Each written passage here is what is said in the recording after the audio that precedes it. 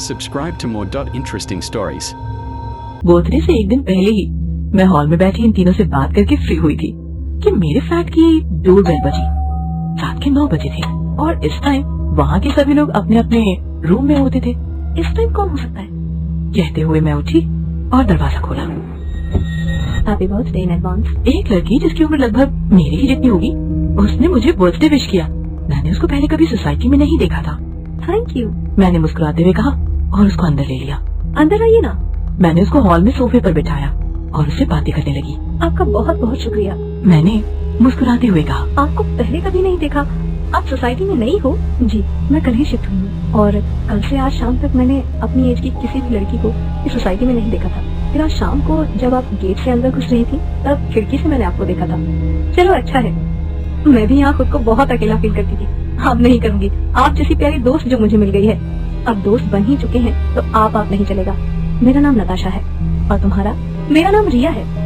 बहुत खूबसूरत, बिल्कुल तुम्हारी तरह। वैसे एक बात बताओ। हाँ पूछो। आप कल ही शिफ्ट हुई हो और किस फ्लैट में हो ये भी मुझे नहीं पता, पर आपको मेरे फ्लैट और बर्थडे के बारे में कैसे पता चला? जब तुम पार्किंग से आते हुए अपने दोस्तों से बातें कर रही थी तब मैंने सुना था। फिर हम दोनों ने काफी देर तक बातें की और फिर करीब 11 बजे वो मुझे गुड नाइट बोलकर चली गई। अगली रात 10 बजे के बाद मेरे तीनों दोस्त इश्मी, रवि और रेणुका मेरे रूम में आए। तीनों के हाथ में मेरे लिए गिफ्ट थे। जब वो अंदर आए तो मेरे घर की डेकोरेशन देखकर शॉक्ड हो गए। क्या बात है रिया, हमें तो लगा था कि तुमने अभी तक कुछ नहीं किया होगा, मगर तुमने तो पूरी तैयारी कर रखी है। रेणुका ने कहा, ये मैंने अकेले ने नहीं की, इसमें मेरी हेल्प मेरी एक न्यू फ्रेंड नताशा ने की। नताशा? कौन नताशा? कैसे बनी तुम्हारी फ्रेंड वो? अरे है कहाँ वो तुम्हारी नई फ्रेंड? वो बस अभी अपने फ्लैट में गई है, आती ही होगी। तभी मेरे रूम का दरवाजा खुला और देखा तो नताशा बाहर खड़ी थी। ये लो, आ गई नताशा। कहते हुए मैं उसकी तरफ बढ़ी।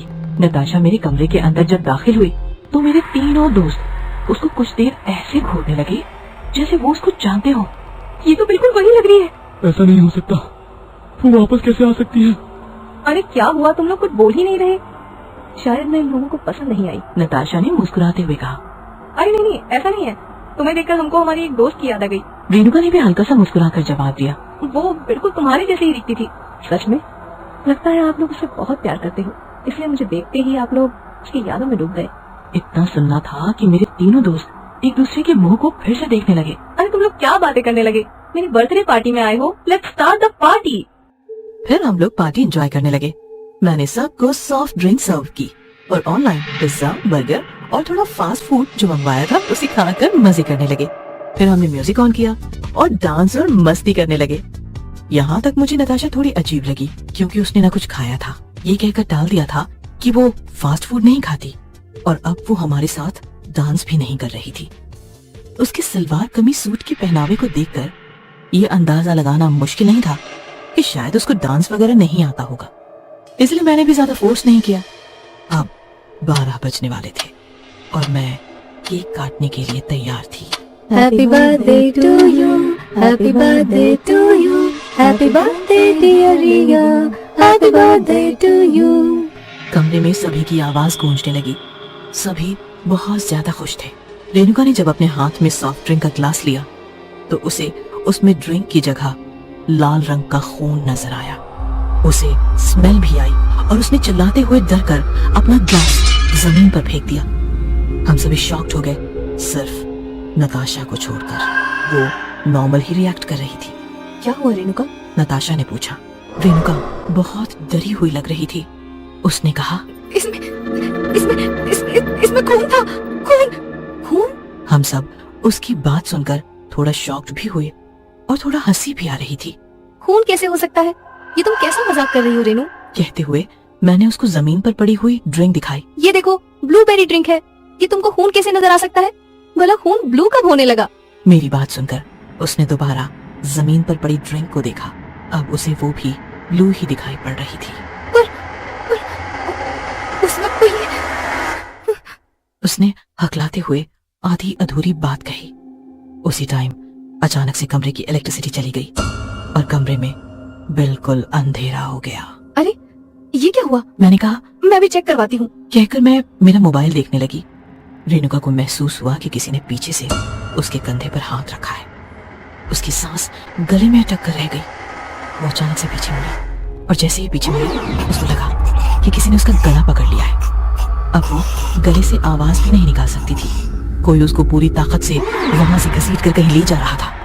उसको महसूस हुआ कि वो एक चौखट से होती हुई दूसरे कमरे में ले जाई जा चुकी है। फिर उस कमरे की लाइट्स खुल गई। उसने देखा उसके सामने नताशा खड़ी है, लेकिन इस वक्त वो बहुत ज्यादा भयानक लग रही थी। उसके बाल खुले हुए थे और उसका चेहरा उसके बालों से ढका हुआ था और वो एक गीत गुनगुना रही थी। Happy birthday to you. Happy birthday to you. Happy birthday to you. Happy birthday to you. बहुत ही डरावने स्वर में उसने कहा। फिर उसने एक झटके के साथ अपना सर ऊपर किया और रेणुका के बिल्कुल करीब आ गई। रेणुका बहुत जोरों से चिल्लाई।